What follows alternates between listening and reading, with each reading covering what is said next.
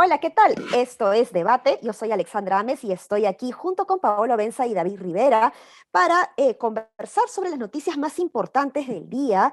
Y me gustaría empezar con ustedes, chicos, a hablar sobre lo que dijo el ministro de Educación ayer. No sé ustedes, pero a mí me ha generado mucha preocupación como ciudadana, como madre de familia, varios temas de los que ha dicho en esa conferencia de prensa, en donde, por un lado, respecto al retorno a la presencialidad, da a entender que no era prácticamente una prioridad de ellos, sino como que le dan la responsabilidad a la propia sociedad civil, a los propios padres de familia para decidir sobre esto, o a las UGELes, digamos, en este caso, eh, y no necesariamente como algo que ya en el cual el Ministerio de Educación esté ya comprometido y trabajando en ello, ¿no? Se ha hablado también de la carrera pública magisterial y eso es algo que genera pues mucha preocupación porque se estaría retrocediendo en lo poquito que se ha avanzado en este tema. Específicamente, pues el ministro de Educación, que es un ex sindicalista, prácticamente ha dicho que la evaluación no sirve, que ya las evaluaciones las hacen los alumnos en el día a día en la clase, una cosa así, pero ha minimizado por completo la importancia de la evaluación y ha dicho que ya se debe nombrar a todos los profesores y esto pues va en contra de lo que se está pidiendo dentro de esta reforma que no está esperando, que está esperando, ¿no?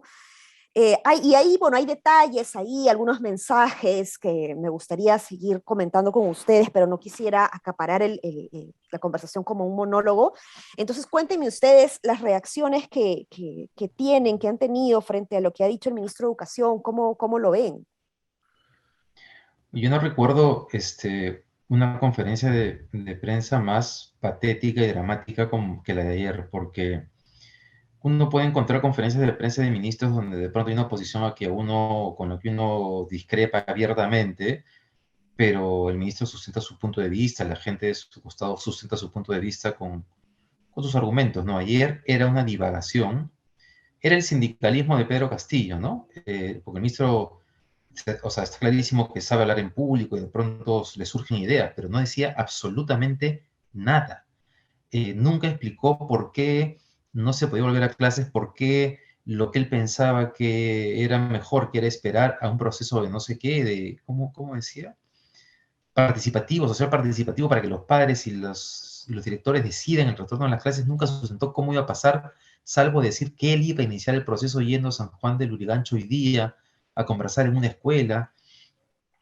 Terrible, en verdad terrible, porque bajo las ideas que presentó ayer de la escuela segura, lúdica y algo más, ¿no? Los niños no van a regresar nunca al colegio. Y parece que él no se ha dado cuenta, porque él lo decía muy convencido. Sí, Yo pues, solo espero que lo cambien pronto, pero pronto. Ese señor no puede quedarse en el Ministerio de Educación, es una vergüenza. Fuentes del Minedu me han comentado que el tipo no está en facultades como para asumir la dirección o la cabeza de un ministerio, menos el de educación. Creo que parte es muestra de lo que vimos. Ahora, es interesante ver cómo Gallardo da una frase puntual que es que se va a nombrar a maestros que han tenido decenas, dice, de evaluaciones. Se los va a nombrar, así no las hayan pasado. Pero dice la palabra decenas. Esa palabra que promete ser una arbitrariedad en su cabeza ha sido tomada por la FENATE como algo irónicamente malo, porque la FENATE demanda que se nombre a todos los profesores que tienen más de 3 años, que están con contrato, que es un contrato parecido al régimen CAS, que no es exactamente lo mismo, pero bueno.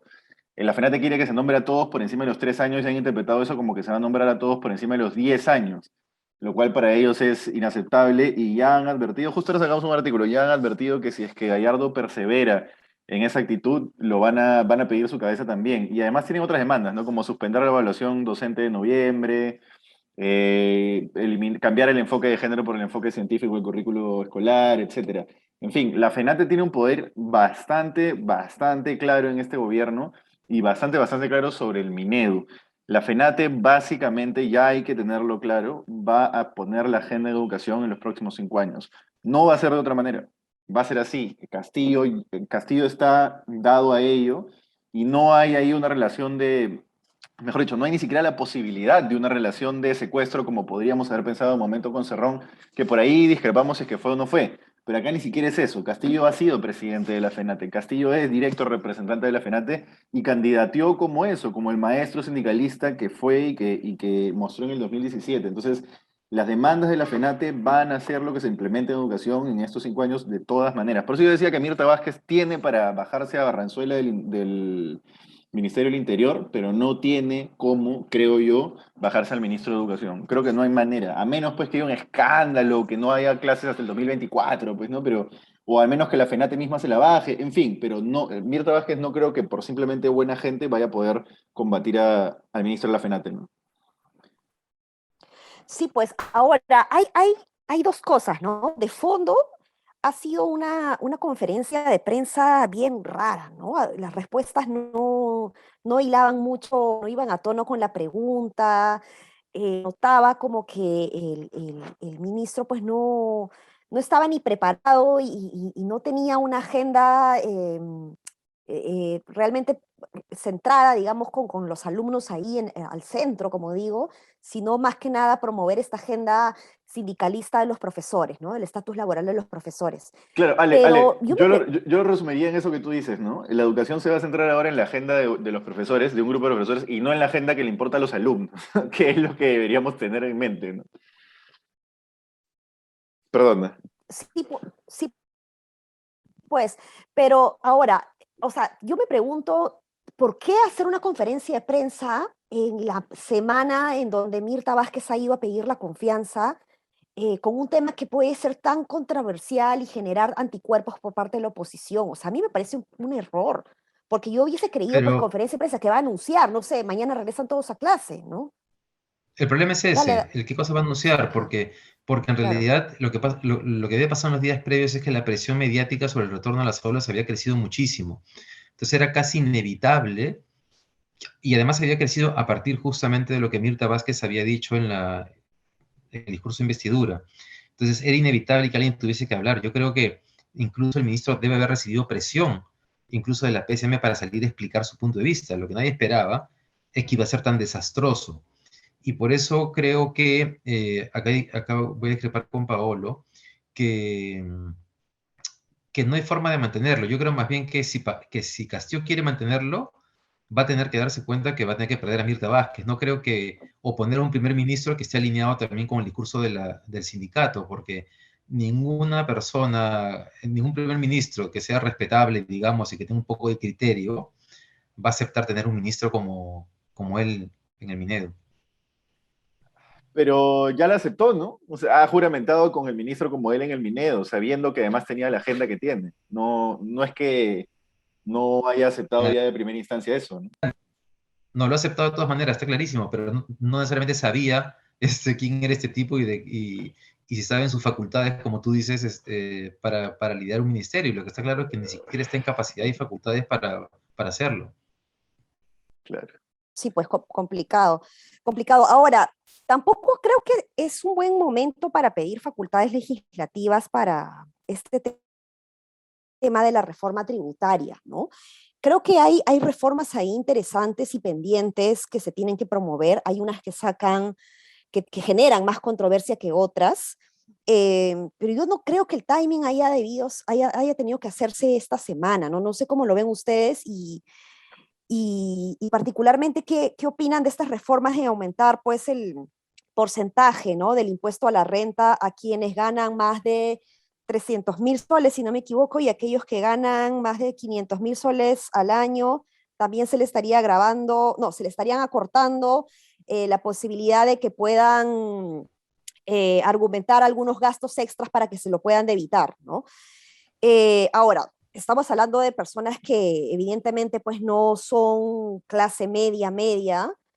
eh, yo no sé si llegue a ser clase media, clase alta, ¿no? Yo diría que es clase media alta y eso es algo que habría que debatir, ¿no? Sin embargo, en Estados Unidos pues se debate la reforma tributaria respecto a elevar los impuestos a los ricos cuando las ganancias son más de, no sé, pues $2 millones al año, ¿no?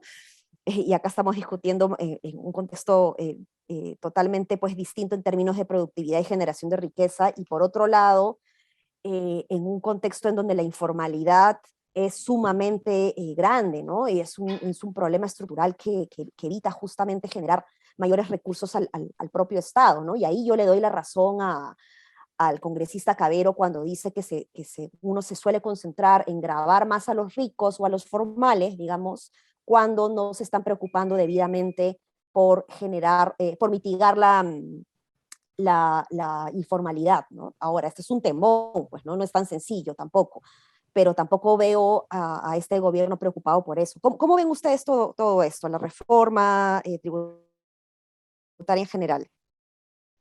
Dale, David. Sobre el timing, yo creo que el problema es que no había tiempo. Es decir, si no lo hacían ahora, ya perdían el 2022. Entonces, Es verdad, es verdad, es verdad. creo que más bien el problema ha sido porque ya lo habían anunciado. Creo que más bien el alboroto político, el cambio de gabinete, Bellido, esperar que Mirta Vázquez vaya al Congreso, les ha ido retrasando y retrasando y retrasando cuándo hacerlo. Y lo que dijo, creo que más que el discurso de investidura, lo que les ha aguado la fiesta ha sido lo que ha dicho Castillo, ¿no? Porque sobre Camisea, porque claro, lo que hace es que después del cambio de ministros que recupera la confianza, dice lo que dice sobre el gas de Camisea y la gente ya piensa, pues, ¿para qué quiere la plata este gobierno? Y cuando escuchas al ministro de Educación hablar ayer y luego el MEF dice que quiere la plata para la educación y la salud, yo desconfío de que ese ministro de Educación vaya a hacer algo bueno con ese dinero. Entonces, creo que el problema de fondo va a ser ese, justificar que este gobierno esté en capacidad de gastar ese dinero eficientemente con esos ministros ahí. Porque luego, ya cuando comienzan estos discursos respecto a la conveniencia, la informalidad, etcétera, yo la verdad que me parece que discrepo totalmente. La informalidad no es, o sea, este tema lo hemos hablado hace unas semanas aquí también y coincidíamos en que el origen de la informalidad en el Perú no tiene que ver con costos tributarios o laborales. El tema es mucho más grande, mucho más complejo, mucho más estructural. La informalidad no sube cuando el IR sube, sino que, bueno, impactará a unos pocos, ¿no? Luego, todo el mundo, en diferentes países del mundo, gobiernos de izquierda y de derecha, están aumentando los impuestos. El FMI está proponiendo aumentar los impuestos. Y el dato que han pasado hoy día es que esos 300.000 soles representan el 0.5% de los asalariados en el Perú. Es decir, podemos considerar que estamos lejos de Estados Unidos. Sí, pues estamos lejos, pero en términos redistributivos, o sea, considerando nuestra realidad de ingresos, yo creo que está bien. Es decir, quienes más ganamos tenemos que estar dispuestos a aportar más a la sociedad, pero claro, nuevamente, para aportar con gusto, digamos que por favor nos cambien ese ministro de Educación, ¿no? Ujú. Sí, ahí hay varias cositas, ¿no? La primera cosita es eso, sí, pues toda la retórica de que tenemos que cobrarle más impuestos a la gente que más gana para poder hacer mejores cosas por la gente que menos gana y que tiene menos oportunidades, etcétera, se cae cuando te das cuenta de que el Estado no llega a 7 de cada 10 peruanos, ni con instituciones, ni con servicios, ni con nada. Entonces, si no llega y no ha llegado en años, décadas, ya décadas, que ese es el grado de informalidad del país, entonces, ¿para qué realmente sirve ese mayor impuesto? ¿Sirve para contratar más personal y generar más gasto corriente en el Ministerio de Energía y Minas? ¿O sirve para realmente darle un mejor servicio educativo y mejor servicio de salud a la gente? Lo más probable es que con este gobierno, con el anterior y con el anterior y con el anterior, es decir, Alan, Ollanta, PPK y Toledo, más impuestos simplemente hayan terminado siendo más eso, más planilla en el Estado. Básicamente es eso, ¿no? Entonces ese es el punto número uno, lo cual no significa que no hay que pensar una reforma tributaria, hay que pensar una reforma tributaria, pero a cualquier ciudadano de bien le tiene que molestar el hecho de que me van a quitar plata, que yo me estoy ganando honestamente trabajando y rompiéndome el lomo. Obviamente hay un grupito de personas que no trabajan y ganan, ¿no? Pero que deberían molestarle que le van a quitar la plata para no hacer nada, o para pagársela a un burócrata, o para pagarla en una, no sé, pues, en una orden de servicio de 60.000 soles repartida en 3 a una persona que va a hacer 4 papeles y se van a meter en un cajón y no van a servir para nada. Entonces, molesta Oye, por Pablo, eso. Dale, pero dale. escúchame, discúlpame, Ale, pero yo creo que acá hay un punto importante. Mira, yo soy antiaprista, yo a Alan García no lo trago, pero bueno, ya no está con nosotros, ¿no? Pero no lo tragaba en cualquier caso. Me pareció una mafia horrorosa el APRA. Pero el gobierno de Alan García avanzó con la electrificación rural. El gobierno de Humala Sí, pavimentó una cantidad de kilómetros, espérame, una cantidad de kilómetros que no había pavimentado ningún otro gobierno. Entonces, si uno mira, yo sé que el gobierno tiene problemas, el ministro de Educación ahí, pero hay que tener cuidado porque esta cosa de que no hacen nada con el dinero se generaliza y no es preciso. pero lo hicieron a raíz de una mayor recaudación que a su vez era a raíz de un crecimiento económico acelerado, sobre todo Alan y después en Así el Los es, estado de metales, Ollanta, ¿no? De los metales. pero claro. no a raíz de cobrarle más plata a la gente. O sea, a aumentar los impuestos a la gente, y hay una diferencia importante ahí, No, porque tú perdón. estás Humala crea el acompañando el esquema crecimiento tributario económico. de mayor impuestos a la... Paolo, Humala Pero no le modifica el funciona. esquema El tributario tributario a de la minería minería no le funciona. y... Le ¿Cómo que funciona no muy mal. funciona? Le funcionó ¿Qué muy estás hablando? mal. Si la Sociedad Oye, escúchame, hasta la Sociedad Nacional de Minería ha salido con las cifras a mostrar. Ya, Pablo, sexta apuesta de Chifa en este momento, porque ya, si no, la gente de Sudaca también te dice, Paolo, apuesta pues el Chifa. Por supuesto que ha funcionado. Voy De a, hecho, voy lo a- único que va a hacer este gobierno es mantener el esquema tributario y modificar los márgenes, no sé, de aplicación del tributo, pero el esquema se está manteniendo del 2011. Bueno, en cualquier caso, Ale, perdón, te corté a ti más bien, Ale. Sí, sí, o sea, es que estoy de acuerdo con lo que dices, David, pero también con lo que dice Paolo. O sea, se necesitan más recursos y es verdad que más recursos van a generar una mayor oportunidad o posibilidad de hacer más obras, pero no necesariamente es así. O sea, mayor cantidad de recursos no necesariamente te decanta en mejores resultados, sino o sea, lo que hay que mirar es la capacidad de gestión. Y la reforma tributaria tiene que ir sí o sí acompañado y bien con un candado estratégico de cuál es el objetivo de esta reforma tributaria. ¿Queremos generar más redistribución? Sí, ok. ¿Cómo vamos a generar más redistribución? ¿Solamente grabando más? ¿O qué más, además de ese insumo que son más recursos de dinero, vamos a tener que hacer para asegurar que efectivamente vamos a mejorar nuestra redistribución? ¿No? O sea, la idea de grabar más es cerrar estas brechas de desigualdad, ¿no? Entonces, ¿estamos seguros que solo grabando más lo vamos a lograr? ¿O qué más tenemos que hacer para asegurar que realmente este dinero le va a llegar a la gente que menos tiene? Ese es un punto importantísimo y, por ejemplo, la derecha, en vez de cuestionar el incremento de impuestos, debería, por ejemplo, el Congreso, ¿qué debería hacer?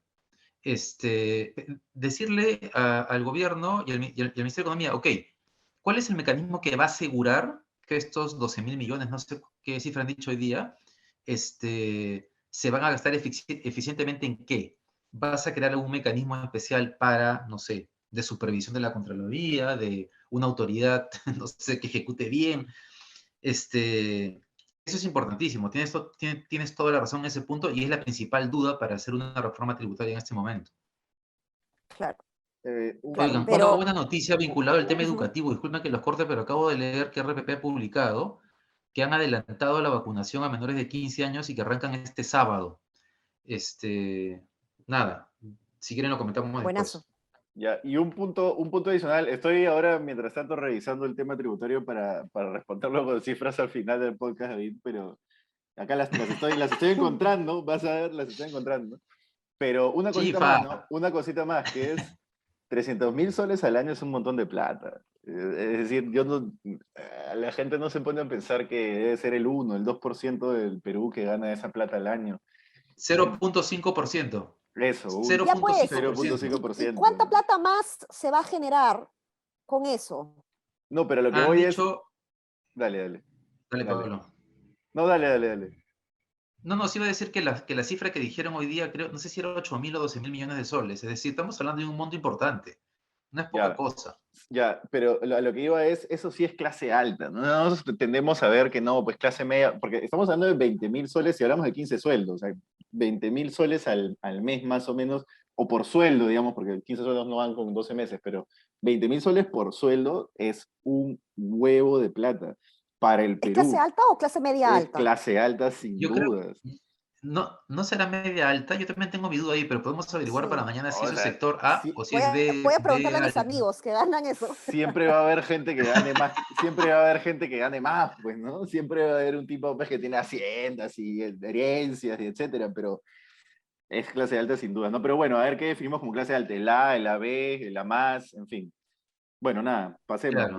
Bueno, el A es clase alta, ¿no? El tema es preguntar, y ahí podemos averiguar si es que esos 300.000 en el Perú representan al A, o si más bien también incluyen al sector socioeconómico B.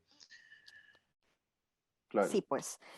Bueno, un último temita, nos hemos extendido un poquito de los 20 minutos que solemos tener, pero David ha mencionado pues un tema muy importante, ¿no? Y es que la para menores de 15 años ya es prácticamente un hecho. A partir de este sábado se pueden acercar los menores a iniciar su proceso de vacunación, ¿no? Creo que eso es una muy buena noticia.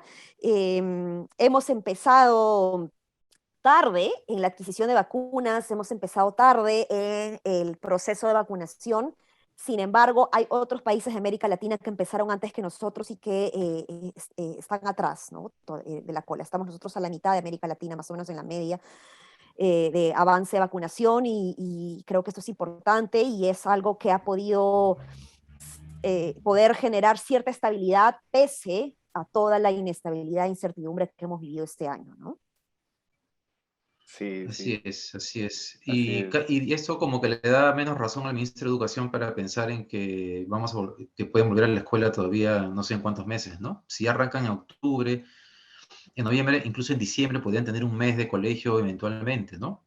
Deberían, Sí, Diciembre, pues. enero, no sé. deberían, Sí, claro que deberían. sí. Sí, eso debería pensarse.